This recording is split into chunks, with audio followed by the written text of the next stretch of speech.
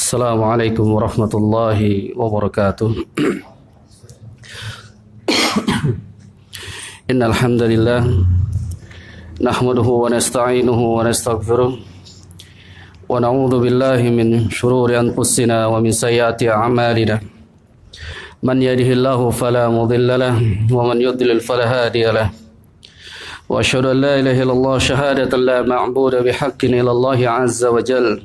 وأشهد أن محمدا عبده ورسوله ختم الأنبياء والمرسلين نبينا محمد صلى الله عليه وآله وسلم. قال الله تبارك وتعالى يا أيها الذين آمنوا اتقوا الله حق تقاته ولا تموتن إلا وأنتم مسلمون ثم أما بعد. إخواني في الدين وأخواتي في الله, Ma'asyiral muslimin wal muslimat rahimani wa rahimakumullah. Kita bersyukur kepada Allah Subhanahu wa taala atas karunia nikmat yang telah diberikan kepada kita dari nikmat Islam, nikmat iman, dan nikmat diberikannya kesehatan dan umur yang panjang. Alhamdulillah, salah satu kita bersyukur kepadanya dengan menuntut ilmu, mempelajari kitab Allah dan mempelajari hadis Rasulullah sallallahu alaihi wasallam yang dikumpulkan dari kitab At-Tauhid. Dan insyaallah taala kita masuk dalam bab mengenai tentang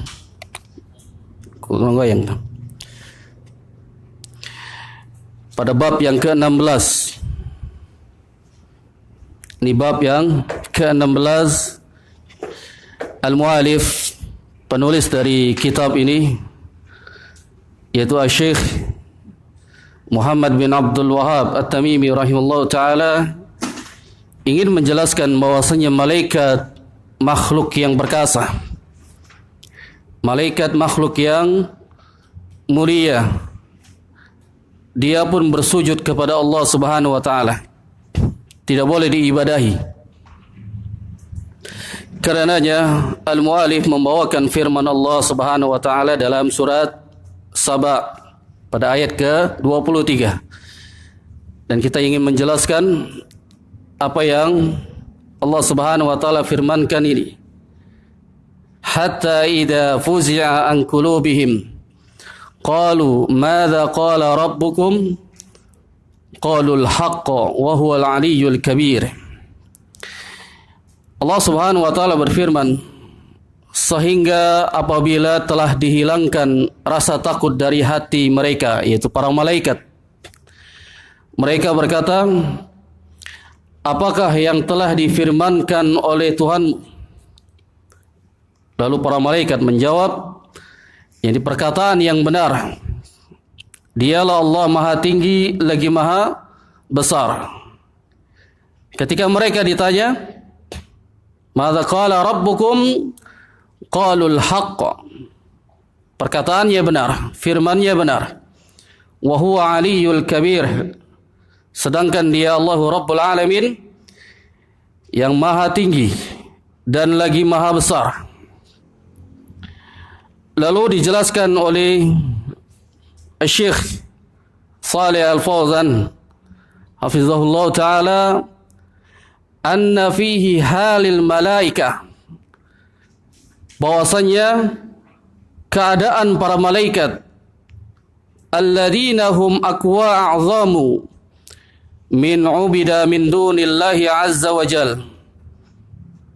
Ini menceritakan, mengkisahkan malaikat, keadaan malaikat. Malaikat itu adalah makhluk yang sangat kuat dan sangat besar. Mereka para malaikat yang tidak bermaksiat kepada Allah Subhanahu wa taala, karenanya dimuliakan oleh Allah Rabbul Alamin. Kemudian min ubida min dunillahi, fa idza kana haluhum ma'allahi azza wa jal ma dzukira min haybatihim yani minhu wa khasiyatihim lahu fa kaifa yad'u ma'allah.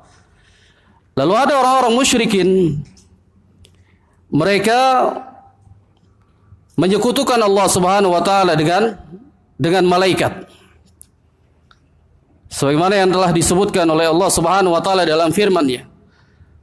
Keadaan malaikat itu mereka makhluk yang sangat kuat dan sangat besar.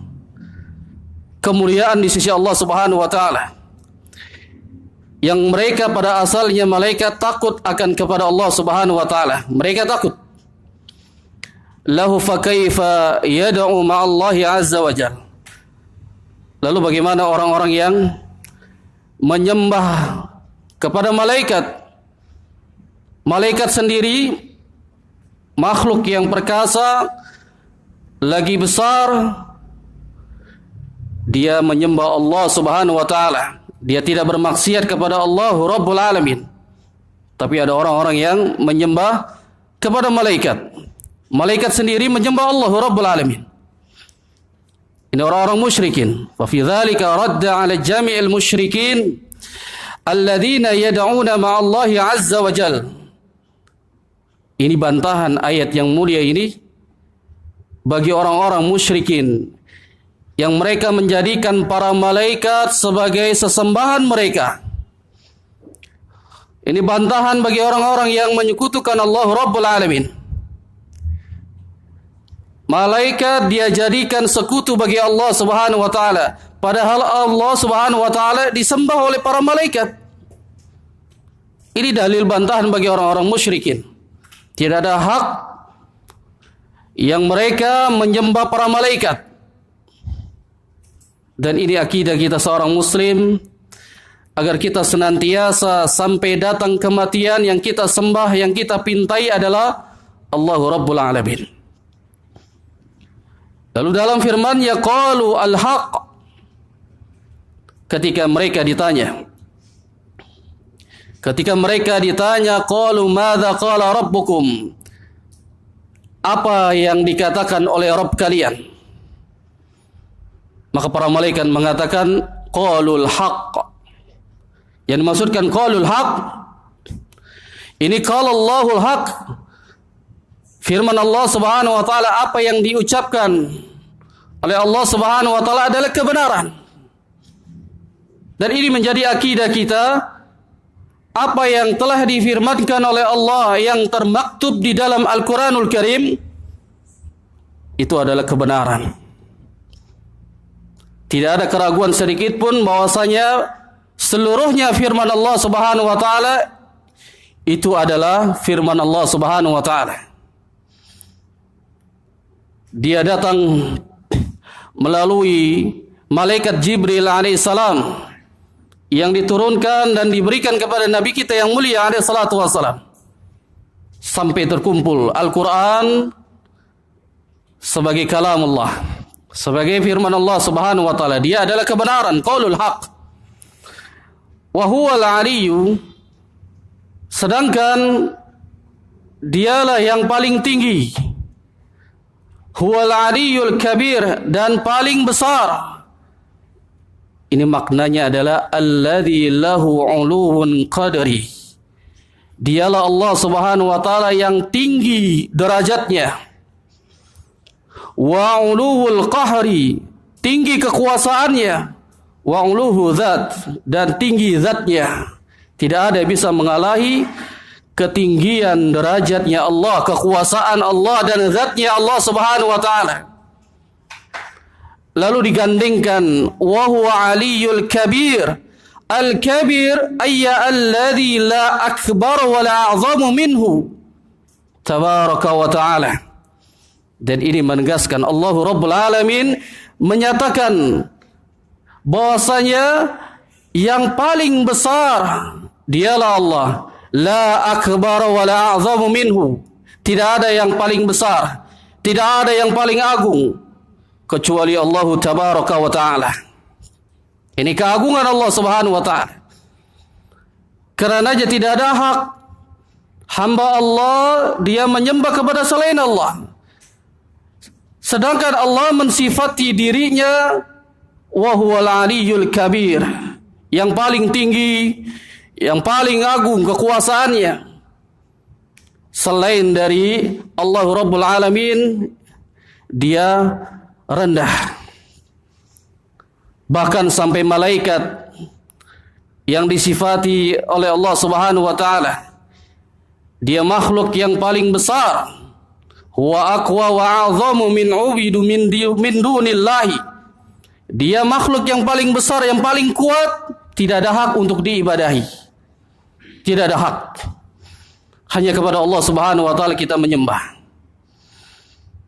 Ini mengenai tentang malaikat yang kuat, lagi mulia di sisi Allah, tidak boleh disembah. Kemudian makna secara ijmal.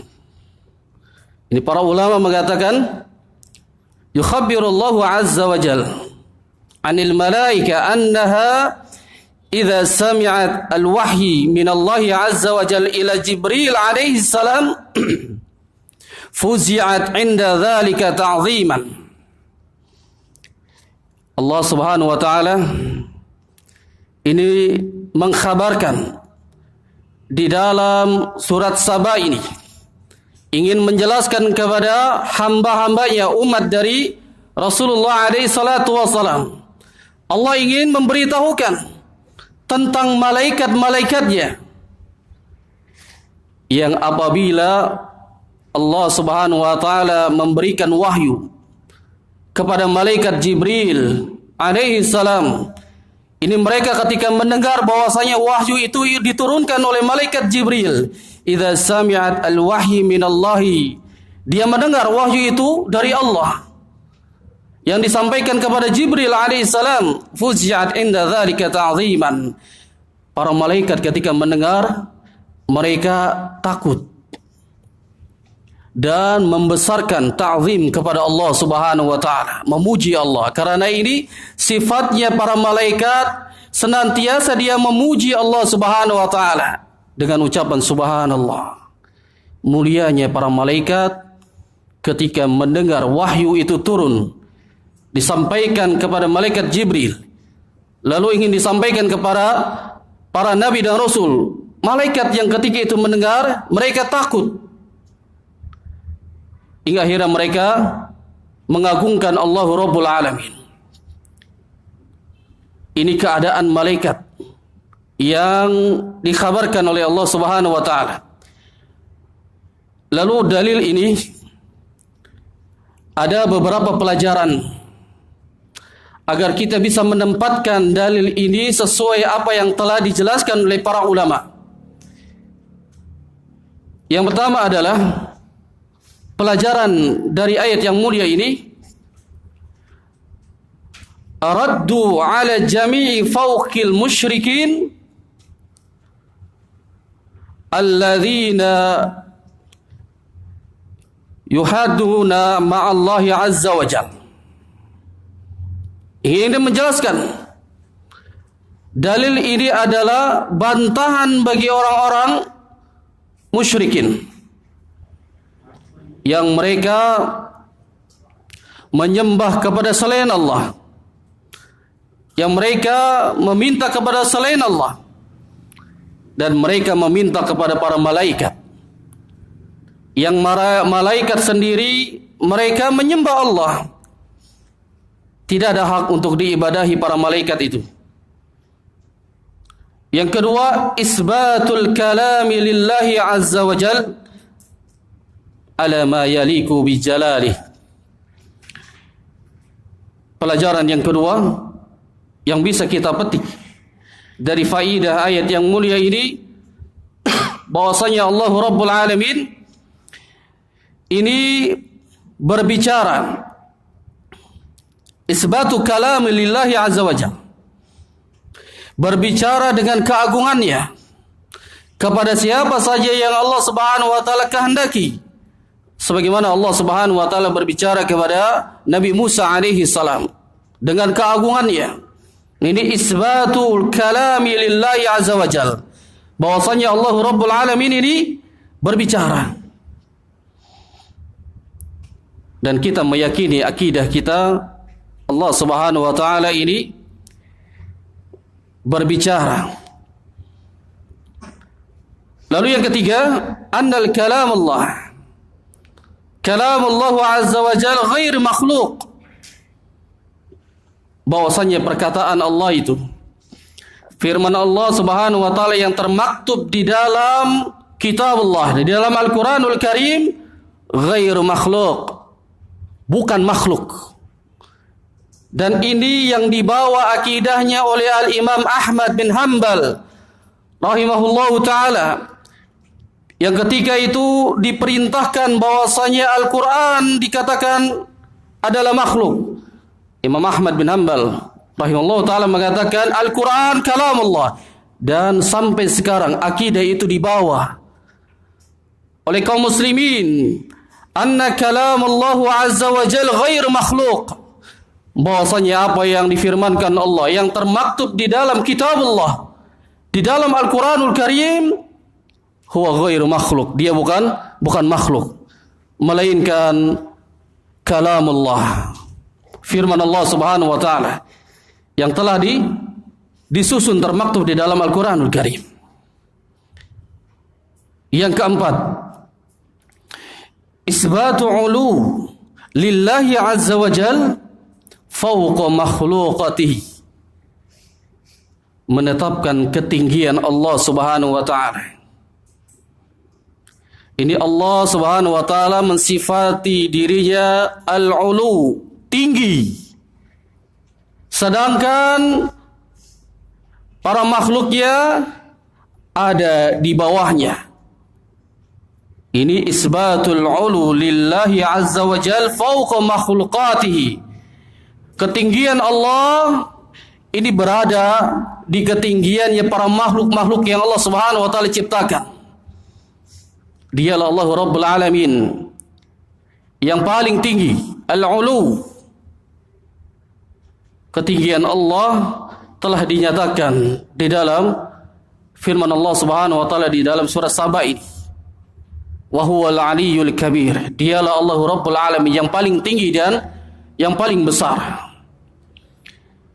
Kemudian yang kelima, isbatu azmati lillahi azza wa jalla, menetapkan bahwasanya Allah Subhanahu wa taala ini maha mulia, maha besar. Tidak ada yang lebih besar daripada Allah Subhanahu wa taala, tidak ada yang lebih agung kemuliaannya daripada Allah Subhanahu wa taala. Hanya Allah yang memiliki keagungan, kebesaran. Yang lainnya tidak ada hak untuk diibadahi. Lihat, Allah Subhanahu wa taala sedang mengkhabarkan kepada hamba-hambanya. Yukhabirullahu azza wa jalla 'anil malaikah, menceritakan, mengkhabarkan tentang malaikat. Yang malaikat itu sifatnya makhluk yang terkuat, terbesar, tapi tidak ada hak untuk diibadahi. Tidak ada hak untuk diibadahi. Yang kita ibadahi hanya kepada Allah Subhanahu wa taala. Itu sampai datang kematian kita hanya menyembah kepada Allah Subhanahu wa taala. Ini orang-orang yang muwahhid, orang-orang yang mentauhidkan Allah. Dia pegang akidahnya sampai datang kematian, sampai lisannya mengucapkan qaulul la ilaha illallah. Ini akidah seorang muslim sampai datang kematian, dia tidak menyembah selain kepada Allah. Yang dia ucapkan kalimatullah, ya, sampai dia datang kematian. Ini para syaitan menggoda agar dia lepas dari perkataan tauhid ini. Digoda, diganggu sampai dia mengucapkan kalimat kekufuran. Karenanya sulitnya orang yang ketika sakaratul maut mengucapkan yakni perkataan, ucapan la ilaha illallah. Berat. Tapi tidak bagi orang-orang yang muwahhid, bagi orang-orang yang mentauhidkan Allah. Tidak berat bagi mereka, orang yang paham akan makna la ilaha illallah. Tidak berat bagi mereka, orang-orang yang selalu duduk di majelis ilmu mempelajari bagaimana Rasulullah sallallahu alaihi wasallam mengajarkan akidahnya kepada seluruh umatnya. Tidak berat bagi mereka, karena mereka telah mengetahui maknanya. dia telah mengetahui rukunnya, dia telah mengetahui syaratnya. Yang seorang muslim ketika dia mengetahui semua, dia amalkan dan dia berhak mendapatkan apa yang telah diinginkan oleh Allah Subhanahu wa taala, dimasukkan ke dalam jannah. Kemudian ma'asyiral muslimin wal muslimat azakumullah, al-mu'alif membawakan hadis dari jalan sahabat Abu Hurairah radhiyallahu taala anhu yang diriwayatkan dari Al-Imam Bukhari. Rasulullah SAW bersabda, "Idza qadallahu al-amra fis sama' dharabat al-malaikatu bi ajnihatiha khud'anan likawrihi ka'annahu silsilatun ala safwan yanfudhuhum dhalik." Ini Rasul yang mulia sallallahu alaihi wasallam bersabda, apabila Allah menetapkan suatu perintah di atas langit, yang para malaikat itu mengibaskan sayapnya. Jika Allah Subhanahu wa taala menetapkan suatu perintah, para malaikat di sekeliling Allah Rabbul Alamin, mereka mengibaskan sayap mereka karena patuh akan firman Allah Subhanahu wa taala. Ini malaikat orang yang makhluk yang sangat patuh kepada Allah, tidak berbuat maksiat kepada Allah. Seolah-olah firman Allah didengar oleh para malaikat itu bagaikan gemerincing, yakni rantai dari besi yang ditarik di atas batu yang rata. Hal ini membuat malaikat-malaikat memekakkan mereka, sehingga para malaikat jatuh pingsan karena ketakutan. Ini baru mendengar perintah Allah Rabbul Alamin. Para malaikat jatuh pingsan, sangat takutnya ketika mengucapkan perintah. Allah perintahkan satu perintah, lalu para malaikat itu mengibaskan sayap-sayap mereka dan sampai jatuh pingsan mereka. Sangat takut mereka kepada Allah Subhanahu wa taala. Bagaimana mungkin makhluk yang dia tidak takut kepada Allah? Yang malaikat makhluk yang terkuat, mereka besar, ketika dapat satu perintah, para malaikat ini mengibaskan sayapnya dan mereka jatuh pingsan. Kita 30 juz di dalam Al-Quranul Karim, kita tidak ada rasa takut, tidak ada rasa takut akan kepada Allah Subhanahu wa taala. Satu perintah para malaikat ini jatuh pingsan. Sekiranya kita mentadaburi Al-Quran dari awal sampai akhir, niscaya manusia itu akan terjatuh dan tersungkur akan takutnya mereka dengan firman Allah Subhanahu wa taala. Sebagaimana takutnya para ulama-ulama salaf. Dikisahkan Fudail bin Iyad, ini seorang tabi'in yang dijuluki mati terbunuh oleh Al-Quran. Ini Fudail bin Iyad, ketika dia membaca Al-Quran mengenai tentang azab Allah, beliau selalu menangis. Dikisahkan ayahnya yang menjadi imam dalam salat berjamaah. Lantas ayahnya ini selalu menengok ke belakang, apakah ada anaknya Fudail bin Iyad? Karena Fudail bin Iyad ini orangnya nggak bisa menahan ketika ayat-ayat Allah dibacakan, apalagi mengenai tentang azab Allah. Ini Fudail bin Iyad tidak tahan untuk menangis. Ketika didapati tidak ada Fudail bin Iyad, maka ayahnya membacakan yakni surat At-Tur. Riwayat yang lain mengatakan ada yang membaca surat jadi At-Takatsur. Lalu ketika itu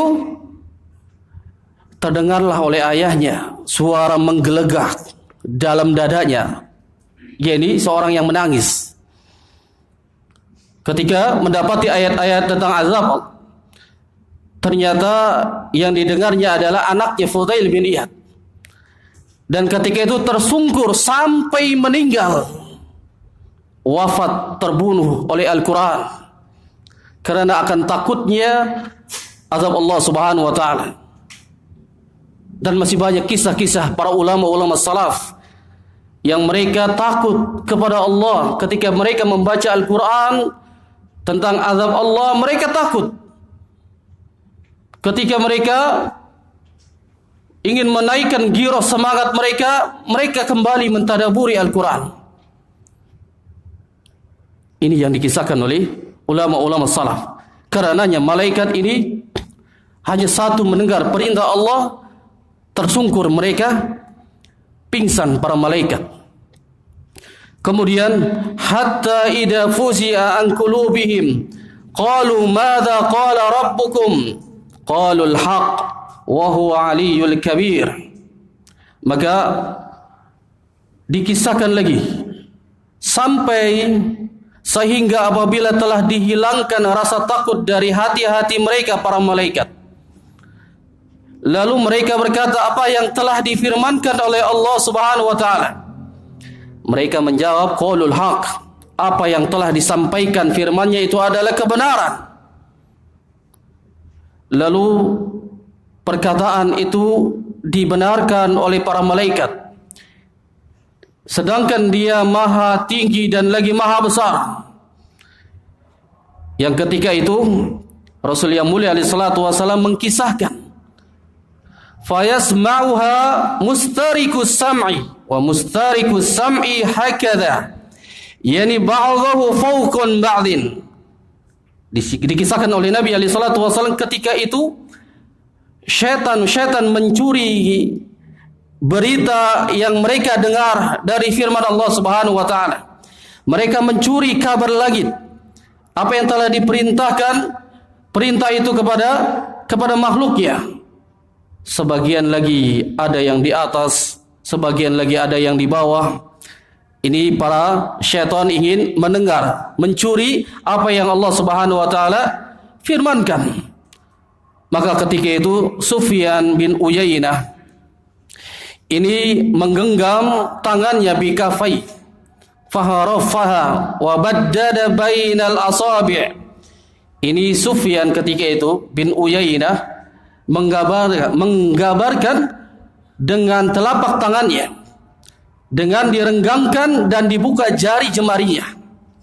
Ketika mereka menyadap berita, kata Sufyan bin Uyainah, mendengar berita itu disampaikan lagi kepada tukang sihir. Ini setan mendengar kabar kemudian disampaikan kepada tukang sihir, disampaikan kepada tukang ramal.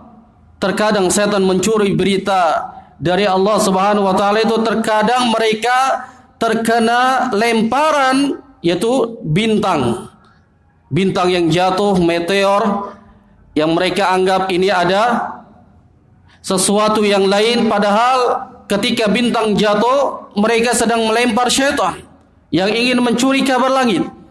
Terkadang ini setan-setan ini terkena lemparan itu. Terkadang mereka menyampaikan berita ini sebelum terkena syihab, yaitu meteor. Kemudian dengan satu kalimat didengar, lalu disampaikan kepada tukang sihir, kepada tukang ramal. Mereka melakukan 100 macam kebohongan. Ini tukang sihir, para dukun, para kahin, mereka membuat 100 macam kebohongan.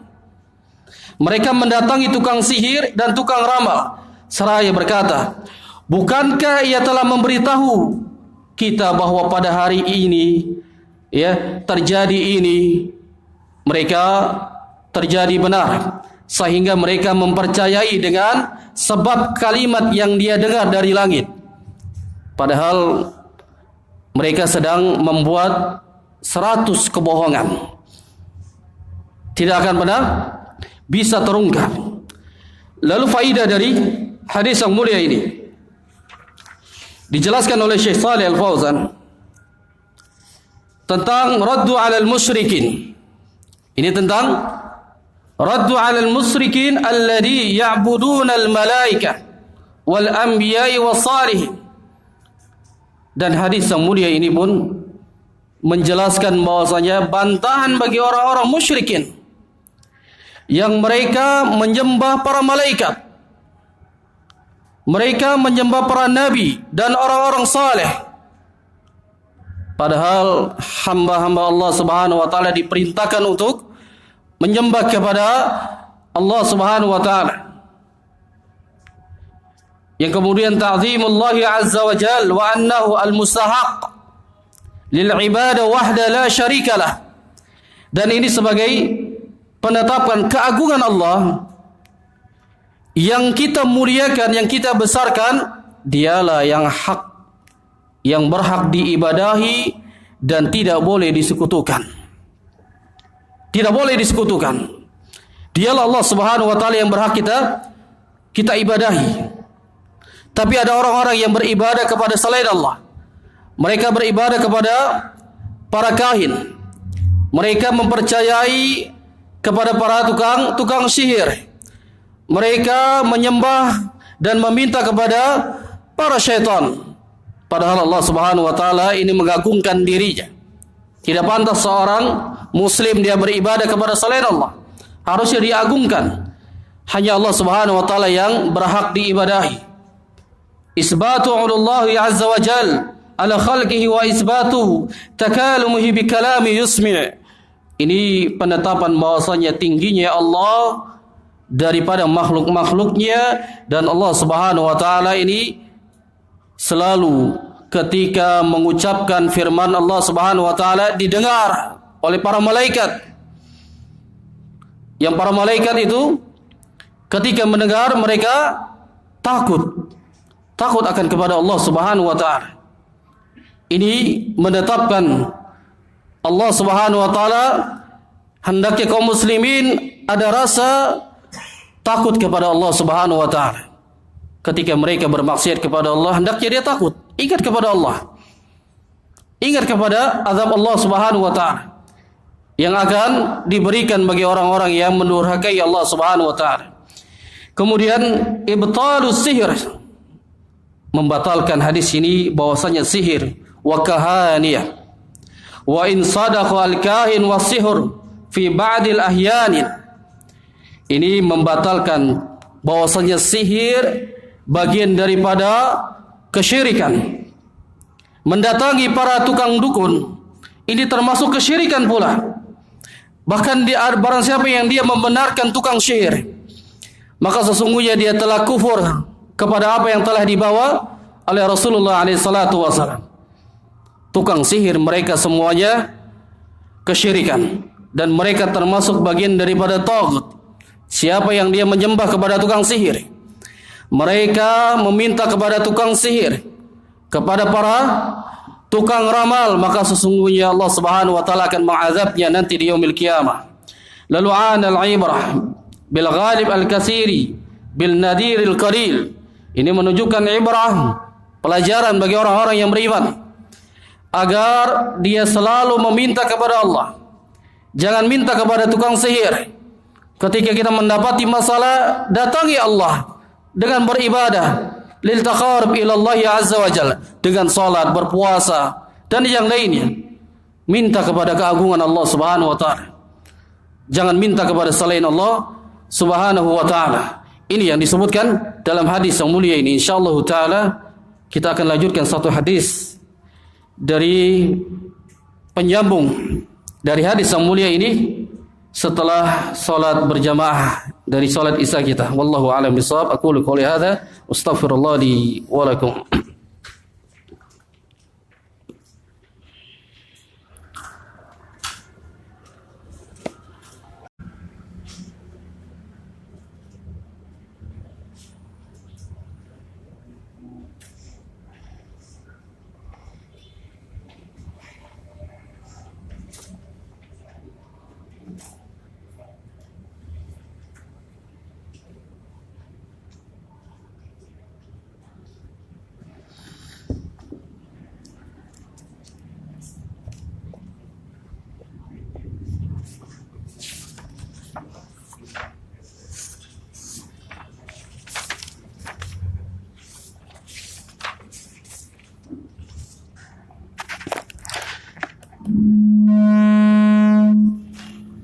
Chilin. Cek. Bismillahirrahmanirrahim. Alhamdulillahi rabbil alamin. Hamdan katsiran tayyiban mubarakan fihi. Wa asyhadu an la ilaha illallah wahdahu la syarika lah. Wa asyhadu anna Muhammadan abduhu wa rasuluh la nabiyya wa rasula ba'dah. Tsumma amma ba'd. Ikhwani fid din wa akhwati fillah, azakumullah. Kita lanjutkan pelajaran yang mana kali ini al-mu'alif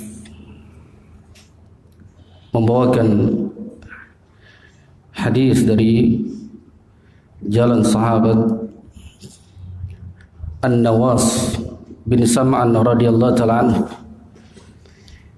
yang mana dia menuturkan bahwa Rasulullah SAW bersabda, "Idza aradallahu ta'ala an yuhiya bi amri takallam bi wahyi akhadhatis samawat minhu rajfa aw qala ra'dan shadidah khawfan min Allah azza wa jalla fa idza sami'a dhalik ahlus samawat su'iku wa kharu sujjada." Ini dituturkan dari sahabat Nawas bin Sam'an bahwa Rasulullah SAW pernah bersabda, apabila Allah Jalla Jalaluhu hendak mewahyukan perintahnya maka dia firmankan wahyu tersebut, dan ketika itu langit-langit bergetar. Ketika Allah Subhanahu wa taala hendak mewahyukan satu perintah, maka langit-langit bergetar dengan kerasnya, karena mereka takut kepada Allah. Dan ketika para malaikat mendengar firman tersebut, mereka pun pingsan dan tersungkur sujud. Di para malaikat yang ketika itu mendengar, mereka tersungkur sujud. Fayakunu awwala man yarfa'u ra'sahu Jibril alaihi salam. Maka ketika Allah Subhanahu wa taala sampaikan wahyu yang dia kehendaki kepada malaikat Jibril alaihi salam, lantas malaikat Jibril fayukallimahu Allah azza wa jalla min wahyin bima arada. Maka Jibril ketika itu melewati para malaikat yang setiap melewati langit, maka para penghuninya mereka bertanya kepada Jibril. Setiap langit yang dilewati oleh malaikat Jibril, penghuninya para malaikat mereka bertanya, "Madza qala rabbuna ya Jibril?" Apa yang telah dikatakan dari Rabb kita wahai Jibril? Fayaqulu Jibril, qala al-haq wa huwa al-aliyyul kabir. Maka Jibril mengatakan, Allah Subhanahu wa taala berfirman dengan satu ucapan kebenaran, wa huwa al-aliyyul kabir, dan dialah Allah yang maha tinggi dan maha besar. Fayaquluna kulluhum misla ma qala Jibril. Maka setiap melewati dengan satu langit, para malaikat pun mengatakan demikian, sama halnya, madza qala rabbuna ya Jibril. Apa yang telah dikatakan dari Rabb kita wahai Jibril. Ini selalu ditanyakan demikian. Maka hingga akhirnya Jibril ini menjawab hal yang sama. Mengatakan hal yang sama, qala al-haq, yang difirmankan itu adalah kebenaran, wa huwa aliyyul kabir. Maka Jibril ketika itu mendapatkan wahyu, Jibril wahyi ila haitsu amarahu Allah azza wa jalla, atas perintah Allah Subhanahu wa taala, sesuai dengan apa yang diperintahkan oleh Allah Subhanahu wa taala kepadanya. Disampaikan kepada siapa? Ini malaikat Jibril disampaikan. Ini menunjukkan bahwasanya hadis yang mulia ini tentang keutamaan dari para malaikat. Yang para malaikat mereka makhluk-makhluk yang sangat kuat dan mereka besar, tapi mereka tidak berdaya di hadapan Allah Subhanahu wa taala. Ketika Allah Subhanahu wa taala memerintahkan satu perintah, mereka tersungkur dan bahkan langit-langit bergetar. Ini yang dikabarkan oleh para ulama, yukhabiru Nabiullah sallallahu alaihi wa alihi wasallam an azmatu rabbih azza wa jalla. Ini Nabi kita yang mulia alaihi salatu wasalam mengkhabarkan tentang keagungannya Rabbul Alamin. Allah Subhanahu wa taala idza takallama bima syaa min wahyi. Jika Allah Subhanahu wa taala menghendaki ingin menyampaikan wahyu, Allah Subhanahu wa taala berbicara. Disampaikan wahyu kepada malaikat Jibril alaihi salam. Ketika dia menyampaikan risalahnya Allah Subhanahu wa taala, maka penghuni langit ketika itu merasa takut. Mereka tersungkur dengan takutnya kepada Allah Subhanahu wa taala. Ini bentuk daripada malaikat ini, makhluk yang sangat kuat, keagungannya, kemuliaannya. Mereka pun takut kepada Allah, mereka pun menyembah kepada Allah. Dengan dalil ini pula bahwasanya malaikat tidak boleh disembah, tidak boleh dipintai, dan tidak boleh kita bersujud kepada malaikat. Ini bentuk daripada larangan dalam hadis yang mulia ini. Karenanya pelajaran yang bisa kita petik dari hadis yang mulia ini, raddu 'alal musyrikin alladzina ittakhadhu ma'allahi 'azza wa jal alihatan min makhluqatihi. Ini bantahan bagi orang-orang musyrikin ketika itu. Karena orang-orang musyrikin ketika itu mereka menyembah kepada para malaikat, yang mereka menjadikan malaikat itu sesembahan bagi orang-orang musyrikin. Padahal malaikat itu bagian daripada makhluk yang Allah Subhanahu wa taala ciptakan. Jadi setiap apa saja makhluk yang diciptakan Allah yang tidak bisa mendatangkan manfaat dan tidak bisa menolak mudarat, tidak ada hak untuk diibadahi. Tidak ada hak untuk diibadahi. Lihat makhluk Allah Subhanahu wa taala yang sangat kuat dan sangat besar, maka dia tidak ada hak untuk diibadahi. Ini bantahan raddu 'alal musyrikin alladzina ittakhadhu ma'allahi 'azza wa jalla alihatan min makhluqatihi. Ini orang-orang musyrikin, bantahan bagi mereka yang menjadikan malaikat sebagai sesembahan. Bayanu 'azimatullah 'azza wa jalla, menjelaskan keagungan Allah. Ini Allah Subhanahu wa taala memiliki keagungannya. Karenanya Allah yang Maha Agung, dia istihaqihi lil ibadi wahdah. Allah Subhanahu wa taala yang Maha Agung, yang Maha Besar, yang berhak diibadahi, yang berhak kita tauhidkan di dalam seluruh ibadahnya, hanya Allah Subhanahu wa taala. Karena jika Allah Subhanahu wa taala yakni memerintahkan satu perintah, seluruh makhluk yang ada di langit mereka takut bahwasanya Allah Subhanahu wa taala ini besar, keagungannya tidak ada hak untuk diibadahi selain kepada Allah Subhanahu wa taala. Ini Allah saja yang kita ibadahi.